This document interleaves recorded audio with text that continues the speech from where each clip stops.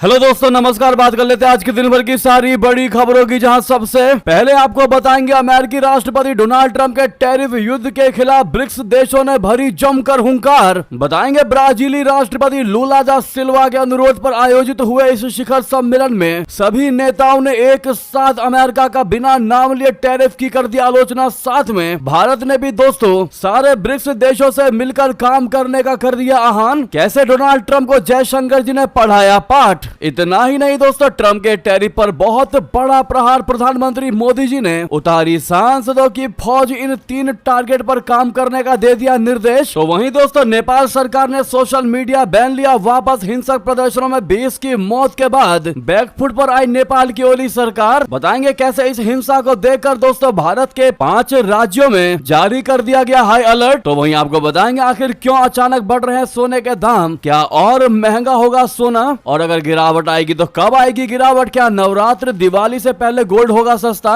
या और ज्यादा हो जाएगा महंगा। सारी जानकारियां आपको एक एक करके विस्तार से बताने वाले हैं। बस आप वीडियो के लास्ट तक बने रहेगा। और खबरों में आगे बढ़ने से पहले दोस्तों भारत की स्वतंत्र नीति का दिल से समर्थन करते हैं और मानते हैं कि भारत किसी के दबाव में ये झुकने वाला नहीं, क्योंकि ये भारत नया भारत है। तो इस वीडियो को लाइक करके इस चैनल को सब्सक्राइब करके बेल आइकन दबा के कमेंट में जय हिंद कह दीजिएगा। बात कर लेते हैं पहली सबसे बड़ी खबर की, जहां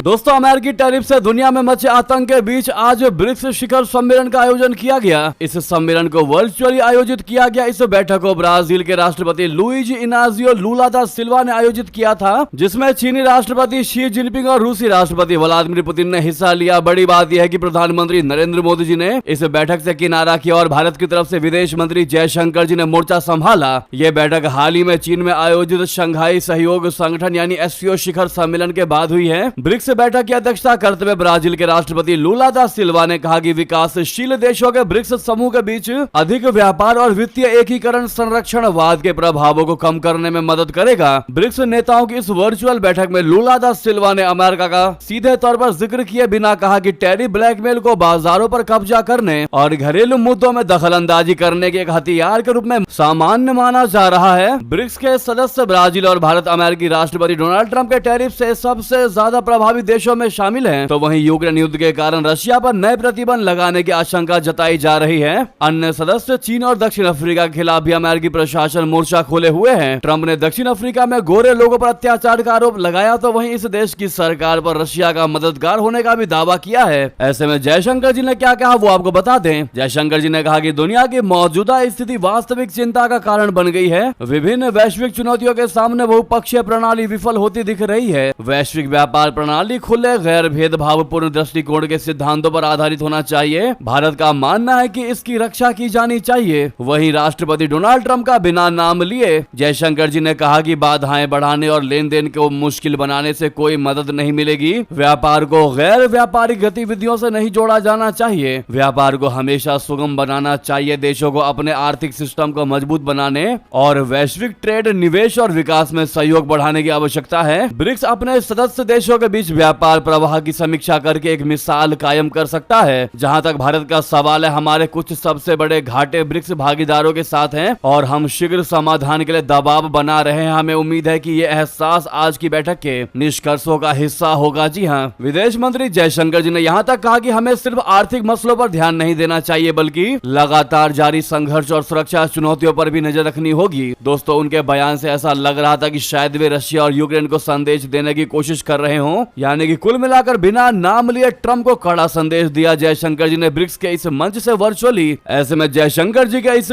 तगड़े जवाब के लिए एक लाइक तो बनता है दोस्तों। तो सामने लाइक का बटन अभी तक लाइक नहीं किया है तो बटन दबा दीजिएगा। तो वहीं आपको बता दें उधर ट्रंप के द्वारा 50% का टैरिफ लगाने के फैसले के बाद अब भारत के प्रधानमंत्री नरेंद्र मोदी जी ने नई रणनीति बनाई है। दरअसल प्रधानमंत्री मोदी जी आत्मनिर्भर भारत बनाने के लिए सांसदों की फौज उतारने जा रहे हैं। दरअसल प्रधानमंत्री मोदी जी ने सांसदों की कार्यशाला में स्वदेशी का नारा एक बार फिर से बुलंद किया। मोदी जी ने सोमवार को सत्तारूढ़ राष्ट्रीय जनतांत्रिक गठबंधन यानी राजग के सांसदों से भारत में निर्मित उत्पादों को बढ़ावा देने के लिए स्वदेशी मेला आयोजित करने का आग्रह किया और कहा कि आत्मनिर्भरता ही भारत के उत्थान उत्थान का मार्ग है। सूत्रों ने बताया कि उपराष्ट्रपति चुनाव से एक दिन पहले सांसदों को संबोधित करते हुए मोदी जी ने भारत में निर्मित उत्पादों को बढ़ावा देने की आवश्यकता पर जोर दिया और लोगों को जीएसटी दरों में कटौती के व्यापक प्रभाव के बारे में बताने का आग्रह किया। सूत्रों ने बताया कि इसके अलावा उन्होंने सांसदों से खासकर त्योहारी सीजन में अपने अपने निर्वाचन क्षेत्रों में लोगों एवं व्यापारियों के साथ बैठकें करने का आग्रह किया। केंद्रीय मंत्री किरेन रिजिजू ने बाद में कहा कि मोदी जी ने किसी देश का जिक्र नहीं किया बल्कि आत्मनिर्भरता की आवश्यकता पर जोर दिया और यही आत्मनिर्भर भारत अमेरिका को हर पहलुओं में तगड़ा जवाब देने के लिए काफी है। इसीलिए भारत को हमेशा से और हर एक भारतीय को आत्मनिर्भरता की ओर बढ़ना चाहिए। आपकी क्या है राय दोस्तों आत्मनिर्भर भारत को लेकर? लेकिन कमेंट में वी सपोर्ट आत्मनिर्भर भारत जरूर लिखिएगा दोस्तों। साथ ही साथ आपको बता दें इधर ट्रम्प के व्यापार सलाहकार ने नई और धमकी दे दी भारत को। रशिया और चीन को भी दिखाया डर। बता दें अमेरिकी राष्ट्रपति डोनाल्ड ट्रम्प के व्यापार सलाहकार पीटर नवारो ने टैरिफ को लेकर एक बार फिर भारत को धमकी दे दी। उसने भारत पर दुनिया में सबसे ज्यादा टैरिफ लगाने का आरोप लगाया। नवारो ने कहा कि दुनिया के किसी भी बड़े देश की तुलना में अमेरिका के मुकाबले भारत के टैरिफ सबसे ज्यादा हैं। उन्होंने गीदड़ भभकी देते हुए कहा है कि एक न एक दिन भारत को अमेरिका की शर्तें मानकर समझौता करना ही होगा।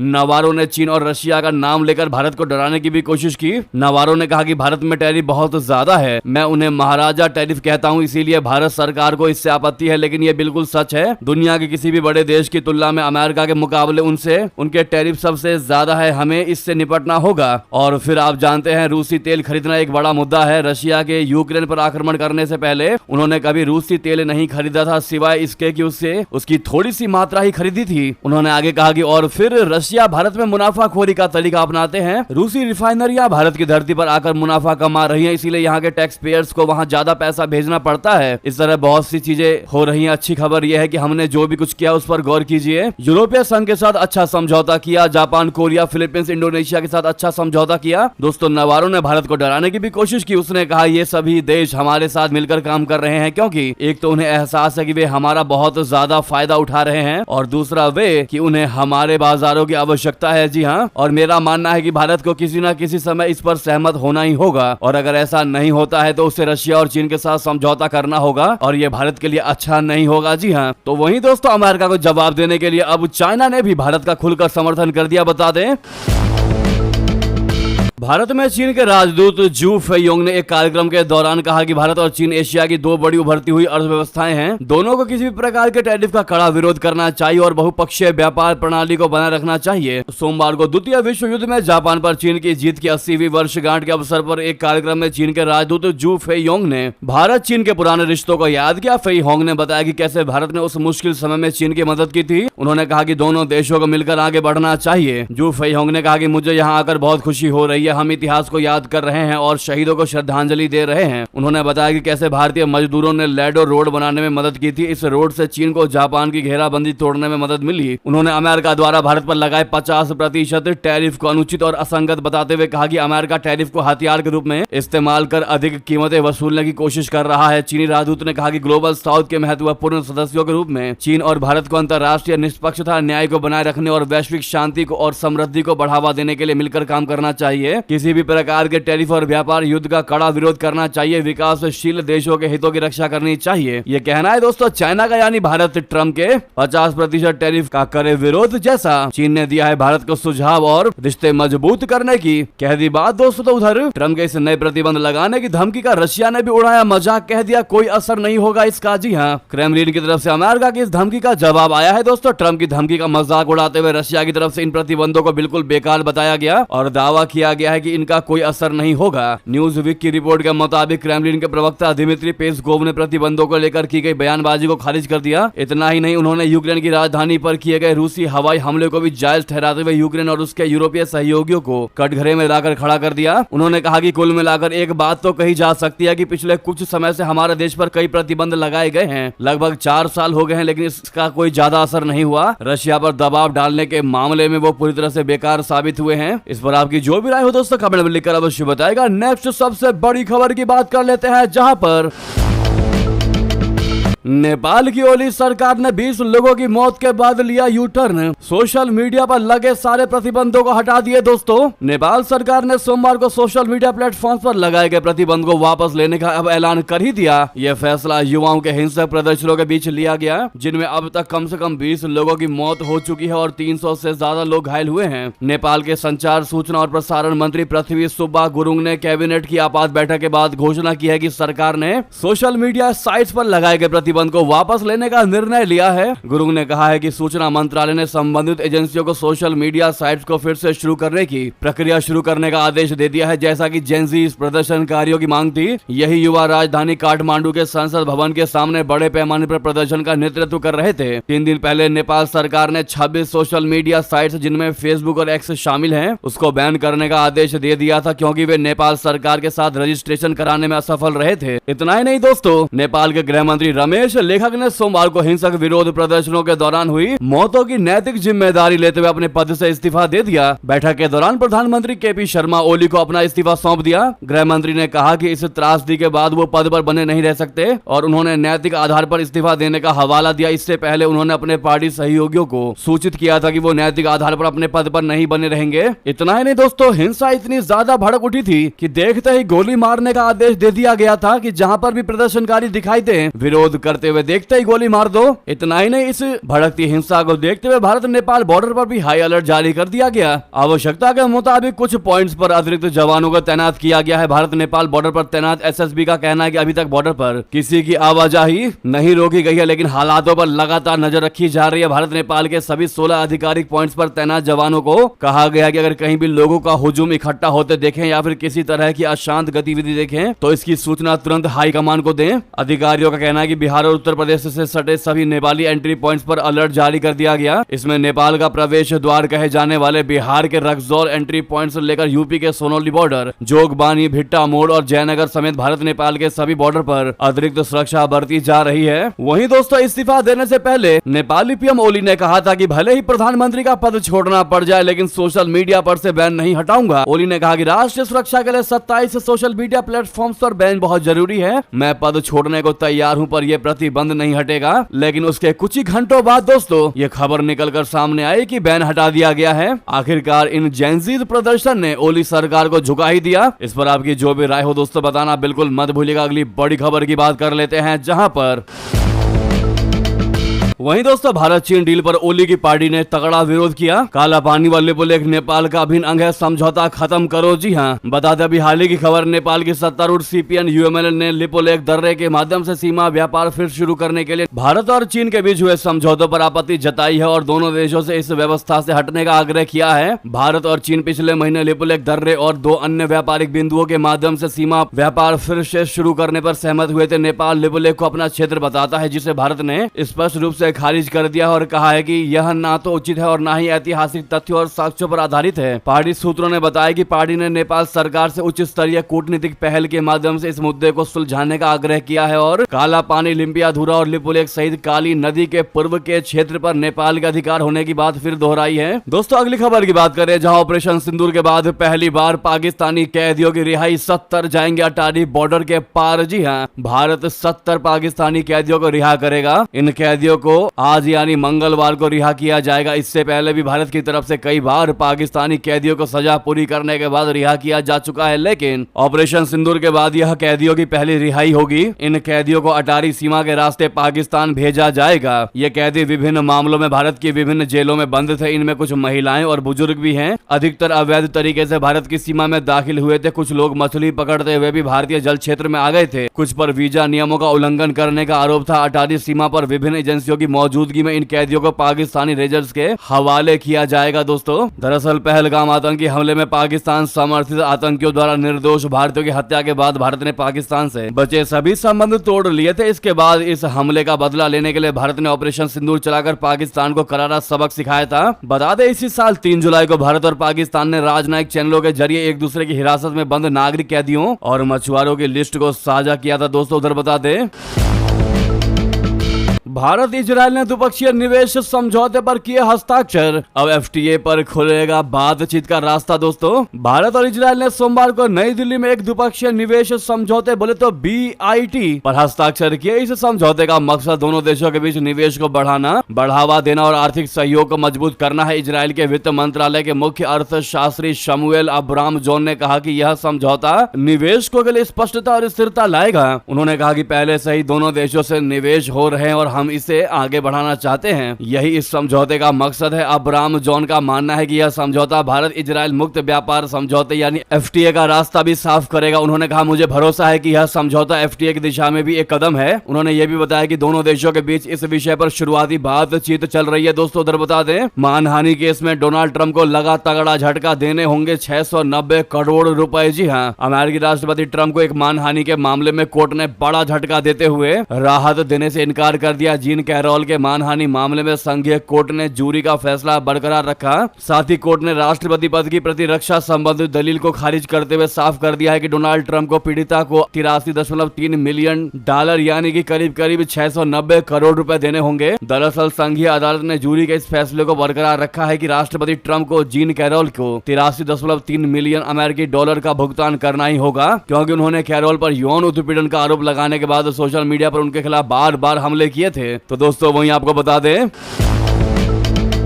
फ्रांस के राष्ट्रपति मैक्रोन को लगा बहुत बड़ा तगड़ा झटका। अब पीएम फ्रांसवा बायरू हारे विश्वास मत। दोस्तों, क्या रही वजह है बता दे। फ्रांस के राष्ट्रपति इमैनुअल मैक्रोन को एक बड़ा राजनीतिक झटका लगा है, क्योंकि फ्रांस के प्रधानमंत्री फ्रांसवा बायरू सोमवार को संसद में विश्वास मत हार गए। बायरू को प्रधानमंत्री नियुक्त होने के महज 8 महीने बाद ही विश्वास मत हार गए, जिसके तहत 364 से 194 के भारी मतों से हारने के बाद उन्हें सत्ता से बाहर कर दिया गया। बायरू मंगलवार सुबह फ्रांस के राष्ट्रपति इमैनुअल मैक्रोन को अपना इस्तीफा सौंप सकते हैं। अब राष्ट्रपति इमैनुअल मैक्रोन को 12 महीनों में चौथी बार नया प्रधानमंत्री तलाश करना होगा। 74 वर्षीय बायरू पिछले 2 वर्षों में मैक्रोन द्वारा नियुक्त तीसरे प्रधानमंत्री है जिन्हें पद से हटने के लिए मजबूर होना पड़ा है। उनसे पहले मिशेल बार्नियर भी प्रधानमंत्री का पदभार ग्रहण करने के महज 3 महीने बाद ही पिछले दिसंबर में अविश्वास प्रस्ताव हार गए थे और उन्होंने भी इस्तीफा दे दिया था। दोस्तों, बायरू की अल्पकालिक अल्पमत सरकार का पतन, जो अब संवैधानिक रूप से मैक्रोन को अपना इस्तीफा सौंपने के लिए बाध्य है, लगभग 9 महीने के कार्यकाल के बाद फ्रांस के लिए नई अनिश्चितता और लंबे समय तक विधायी गतिरोध का खतरा पैदा करता है, क्योंकि वो बजट संबंधित कठिनाइयों, अंतरराष्ट्रीय स्तर पर यूक्रेन और गाजा में युद्धों और अमेरिकी राष्ट्रपति ट्रंप की बदलती प्राथमिकताओं सहित कई गंभीर चुनौतियों से जूझ रहा है। दोस्तों, अगली खबर बता दें,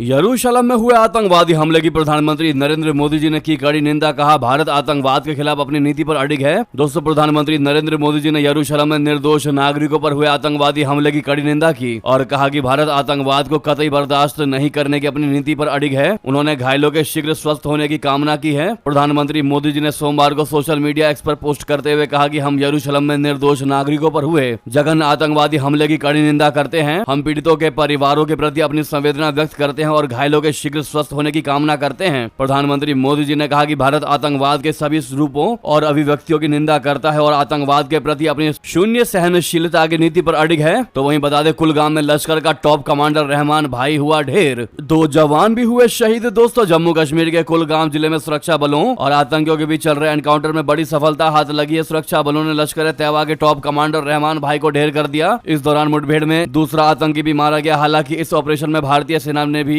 2 बहादुर जवानों को खो दिए। शहीद हुए जवानों में सूबेदार प्रभात गौर और लांस नायक नरेंद्र सिंधु शामिल हैं। दोस्तों, चिनार कॉर्प्स ने सोशल मीडिया प्लेटफॉर्म एक्स पर पोस्ट कर दोनों शहीदों को श्रद्धांजलि देते हुए कहा कि उनकी वीरता और समर्पण हमेशा देशवासियों को प्रेरित करता रहेगा। सेना ने शोक संतप्त परिवारों के प्रति गहरी संवेदना व्यक्त की है और कहा है कि उनका बलिदान व्यर्थ नहीं जाएगा। अगली खबर की बात करते हैं, जहां अलास्का बना लाइव जंग का अखाड़ा। भारत और अमेरिका के 450 सैनिक टैरिफ तनाव के बीच। क्या है खबर बता दे, भारत और अमेरिका की सेनाएं अलास्का के फोर्ट वेनराइट में युद्धाभ्यास 2025 के तहत लाइव सैन्य ड्रिल में जुट चुकी है। दोस्तों, ये 21वां संयुक्त सेनाभ्यास है जो 1 से 14 सितंबर तक चलेगा। दोनों देशों से 450 सैनिक हिस्सा ले रहे हैं, जो इसे भारतीय सेना के सबसे बड़े द्विपक्षीय अभ्यासों में से एक माना जा रहा है। युद्ध अभ्यास भारत और अमेरिका के बीच 2004 से होने वाला सालाना सैन्य ड्रिल है। इस बार अनुसार ठंडे और पहाड़ी इलाकों में हो रहे इस अभ्यास में भारतीय सेना की मद्रास रेजिमेंट के 450 सैनिक 31 अगस्त को फेयरबैंक्स पहुंचे हैं। अमेरिकी सेना की 1st battalion 5th infantry regiment, bobcats और 11th एयरबोर्न डिवीजन की आर्कटिक वॉल्व्स ब्रिगेड के सैनिक उनके साथ हैं। इसको लेकर भारतीय दूतावास ने एक्स पर लिखा है कि फोर्ट वैन राइट अलास्का में भारतीय और अमेरिकी सैनिकों ने आज लाइव फायर ड्रिल किया। जैसा कि आप देख भी पा रहे हैं दोस्तों, ऐसे में अपनी इंडियन आर्मी को ऑल द बेस्ट जरूर कहिएगा कमेंट में, ताकि वो अच्छे से दमखम दिखा सके आपके ब्लेसिंग्स की वजह से। नेक्स्ट खबर की बात कर लेते हैं, जहां आज उपराष्ट्रपति चुनाव के लिए हो रही है वोटिंग। आज नंबर गेम होने वाला है एनडीए के पक्ष में। इंडिया ब्लॉक को क्रॉस वोटिंग से है आस। बता दें, भारत के 17वें उपराष्ट्रपति चुनाव के लिए आज संसद भवन में वोटिंग होनी है, या यूं कहें कि हो रही है। मुकाबला एनडीए उम्मीदवार सीपी राधाकृष्णन और इंडिया ब्लॉक के प्रत्याशी जस्टिस बी सुदर्शन रेड्डी के बीच है। ये चुनाव 16वें उपराष्ट्रपति जगदीप धनखड़ के 21 जुलाई को स्वास्थ्य कारणों का हवाला देते हुए अचानक इस्तीफा देने के बाद हो रहा है। आज ये मतदान दोस्तों सुबह 10 बजे से शाम 5 बजे तक कमरा नंबर F101 वसुधा में हो रहा है। प्रधानमंत्री नरेंद्र मोदी सुबह 10 बजे वोट डाल रहे होंगे। उपराष्ट्रपति चुनाव के लिए मतदान शुरू होने से पहले सभी एनडीए सांसद सुबह 9:30 बजे ब्रेकफास्ट मीटिंग में हिस्सा ले रहे होंगे। केंद्र सरकार के वरिष्ठ मंत्री अपने अपने राज्यों के सांसदों की मेजबानी करेंगे। केंद्रीय कृषि मंत्री शिवराज सिंह चौहान मध्य प्रदेश और छत्तीसगढ़ के सांसदों के साथ अपने आवास पर ब्रेकफास्ट मीटिंग करेंगे। जी हाँ, केंद्रीय विधि एवं न्याय मंत्री अर्जुन राम मेघवाल राजस्थान के सांसदों की मेजबानी करेंगे। इसी तरह केंद्रीय गृह राज्य मंत्री नित्यानंद राय बिहार के एनडीए सांसदों की मेजबानी करेंगे। उपराष्ट्रपति चुनाव की मतगणना शाम 6 बजे शुरू होगी और परिणाम मंगलवार देर रात, या यूं कहे दोस्तों कि आज नहीं तो फिर बुधवार यानी कल सुबह तक घोषित होने की उम्मीद है। नहीं तो आज रात देर रात 9:30-10 बजे तक भी घोषित हो सकता है। लेकिन अगर हम आपको नंबर गेम्स की बात करें तो नंबर गेम तो एनडीए के पक्ष में ही है दोस्तों। लेकिन इंडिया गठबंधन जो है कहीं ना कहीं वो क्रॉस वोटिंग से एक एक्सपेक्टेशन कर रहा है, आस लगाकर बैठा है। हालांकि पूरा का पूरा पाला दोस्तों एनडीए के पक्ष में दिखाई दे रहा है। आपकी क्या है इस पर राय, बताना बिल्कुल मत भूलिएगा। वहीं अंतिम खबर की बात कर लेते हैं। अचानक सोने के दाम में बहुत बड़ी उछाल। क्या नवरात्रि दिवाली से पहले गोल्ड होंगे सस्ता या और होंगे महंगा? आपको बता दें, अंतर्राष्ट्रीय बाजार में सोने की कीमतों ने सोमवार को पहली बार $3600 प्रति औंस का ऐतिहासिक स्तर पार कर लिया है। अमेरिका में कमजोर रोजगार आंकड़ों के बाद फेडरल रिजर्व द्वारा ब्याज दरों में कटौती की उम्मीद बढ़ने से सोने की मांग तेज हुई है। इसके साथ ही वैश्विक आर्थिक अनिश्चितता और केंद्रीय बैंकों की खरीदारी भी इस उछाल के प्रमुख कारण माने जा रहे हैं। स्पॉट गोल्ड 0.9% की तेजी के साथ $3617.76 प्रति औंस पर पहुंच गया, जबकि दिन के दौरान ये $3622.07 के उच्चतम स्तर तक गया है। वहीं दिसंबर डिलीवरी के लिए अमेरिकी गोल्ड फ्यूचर्स $3657.90 पर स्थिर रहा। ऐसे में आप समझ सकते हैं कि ब्याज दरों में संभावित कटौती से सोने की मांग तगड़ी बढ़ी है दोस्तों। इसके साथ ही वैश्विक अनिश्चितता और केंद्रीय बैंकों की आक्रामक खरीदारी ने भी इसमें अहम भूमिका निभाई है। वहीं दोस्तों यूबीएस के विश्लेषक जियोवन्नी स्टोनोवो का अनुमान है कि अगले साल के मध्य तक सोने की कीमत $3700 प्रति औंस तक जा सकती है। निवेशकों की नजर अब इस हफ्ते आने वाले दो प्रमुख अमेरिकी आंकड़ों पर है। बुधवार को आने वाला प्रोड्यूसर प्राइस इंडेक्स यानी पीपीआई, गुरुवार को जारी होने वाला कंज्यूमर प्राइस इंडेक्स यानी सीपीआई। ये आंकड़े फेड की भविष्य की मौद्रिक नीति की दिशा को लेकर और संकेत देंगे। ऐसे में जो आप लोग का सवाल था कि क्या गोल्ड अभी और महंगा होगा त्योहारी सीजन में, तो आपको बता दें पिछले कुछ महीनों में इन दोनों में सोने और चांदी में जबरदस्त तेजी देखने को जिस प्रकार से मिल रही है। मार्केट एक्सपर्ट्स का क्लियर कहना है कि अगले ग्लोबल अनिश्चितता बनी रही और फेड की पॉलिसी में बदलाव हुआ तो आने वाले समय में सोना चांदी के दाम और पहाड़ चढ़ सकते हैं दोस्तों, और तेजी आ सकती है। यानी कि कुल मिलाकर सोने के दाम बढ़ते दिखाई दे सकते हैं। अब एक चीज तो मानकर चलिए दोस्तों कि सोने के दाम जैसे बढ़ते हैं उस रेट के हिसाब से दाम घटते नहीं है, उस दर से रेट घटते नहीं है। हम यहाँ स्पीड की बात कर रहे हैं। अगर सोने का दाम कहीं 10,000 बढ़ चुका है मान लीजिए, तो 10,000 कभी भी कम नहीं होने वाला। ज्यादा से ज्यादा 2,000-3,000 कम हो जाएगा, इससे ज्यादा कम नहीं होता सोना। तो कोशिश आप लोग यही कीजिएगा कि समय रहते अगर आपको सोने की नीड है, चाहे आपके घर में फंक्शन है, शादी है, आभूषण आपको परचेज करना है, तो समय रहते जरूर कर लीजिएगा, क्योंकि आगे आने वाला समय बहुत ज्यादा अनिश्चित रहने वाला है दोस्तों। आशा करता हूँ कि आप समझ गए होंगे। इसी बीच ये थी की सारी बड़ी खबरें। आपको खबर कैसी लगी कमेंट बताना बिल्कुल मत भूलिएगा। लगे हाथ तो वीडियो को लाइक करके इस चैनल को सब्सक्राइब करके बेल आइकन दबा के कमेंट में जय हिंद कह दीजिएगा। मिलता अगली बड़ी खबर में। बहुत बहुत धन्यवाद, बहुत बहुत आभार। जय हिंद, जय भारत।